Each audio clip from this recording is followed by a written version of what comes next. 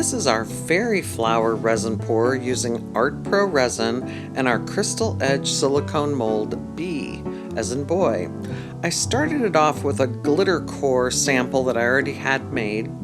I'm using Holbein or Holbein acrylic ink in Dioxazine violet, Naphthol red, and primary yellow. I'm also going to use Castin Craft white pigment paste. I started by putting the red into the center and then drizzled purple around the edges. A yellow push will come to the center after the purple.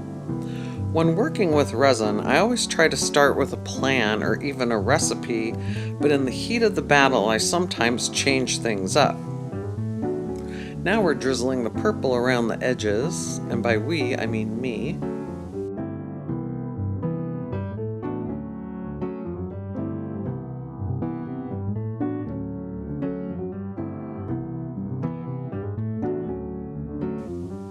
This is so the color can hit those crystal edges and so they sparkle a bit at the end. The yellow is definitely going to be able to add some brightness to this piece. I had to put the white resin into a piping bag in order to start the dots that are required for the fairy flower effect, and I struggle with these bags all the time. And I think I was supposed to start the dots going from the outside in, but I ended up doing the dots starting from the middle and going out. We've sped up the video so you didn't have to sit and watch me do this in real time. The white dots are what causes the petals to form in the fairy flower effect, and your white resin has to be pretty opaque looking. This is always a confusing factor because some people will say opaque but kind of transparent, transparent but kind of opaque, so it's a hard mixture to actually get. Don't know if we'll do this one perfectly, but we'll see. They look like they're moving in the video, so that's a good sign, but you never realize how many dots you have to put in there to fill the space up.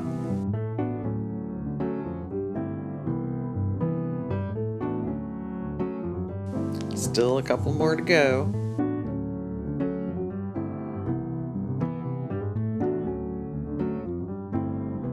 After the dots are all in here, I'm going to do a semi-transparent white push to the middle that actually pushes all the colors out so the design can start forming.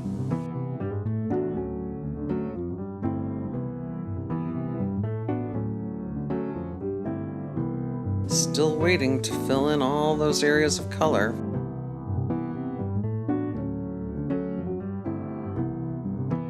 I wasn't quite sure if I had to push the whole amount in, so I kind of hesitated in this part and did a little bit, and then I think I went back and put the rest of the mixture in.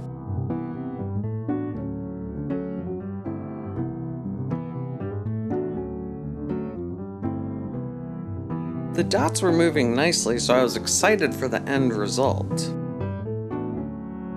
I actually went back in and added more white dots to the center after this, and I wasn't quite sure if I should do that because people don't want to end up with, quote, white blobs in the center, but had I not done this, you'll see in the end result that it actually needed this in the center, at least on this pour.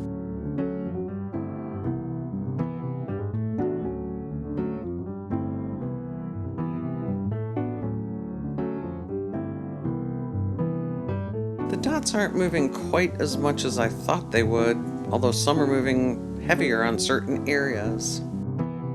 Resin always does what resin wants to do.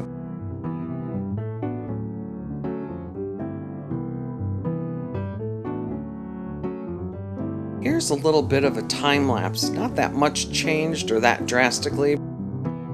And now it's time to demold. Looks pretty nice on the back. Lots of striations. Let's see what the front looks like.